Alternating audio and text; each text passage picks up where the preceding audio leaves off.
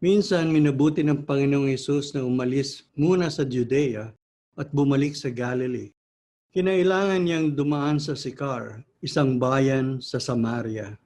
Dahil sa pagod, naupo si Jesus sa tabi ng balon na ginawa ni Jacob nang matagal ng panahon.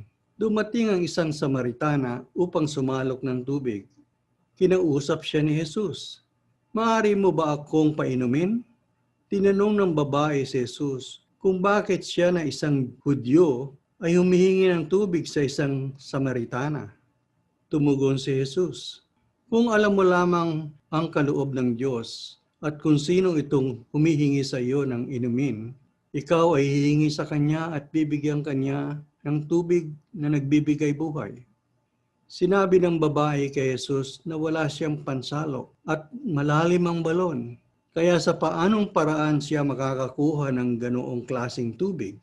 At tinanong niya si Jesus kung siya ba ay masigit pa sa ninuno nilang si Jacob na siyang nagbigay ng balon na ito sa kanila.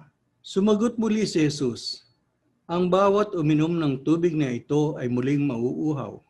Ngunit ang sino mang uminom ng tubig na magmumula sa akin ay hindi na mauuhaw kailanman. Ang tubig na ibibigay ko sa inyo ay magiging batis ng tubig sa kanyang buhay. Nabubukal at magbibigay sa kanya ng buhay na walang hanggan." Matapos marinig ng babae mga sinabi ni Jesus, hiniling niya kay Jesus na bigyan siya ng ganitong tubig upang hindi na siya mauhaw at di na kailangan pumaroon upang sumalok ng tubig sa balon. Ang ating pisikal na katawan ay nangangailangan ng tubig. Matapos tayong uminom, sigurado mauuhaw na naman tayo makalipas ang ilang sandali. Ang Diyos ay mahandog na tubig para sa atin. At ito ay sa pamamagitan ni Kristo Jesus na kanyang bugtong na anak.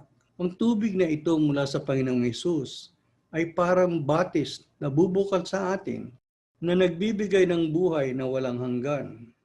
Kaibigan, meron ka bang pagnanais ng tubig na makapagdudulot ng kaginhawaan sa iyong nauuhaw na kaluluwa?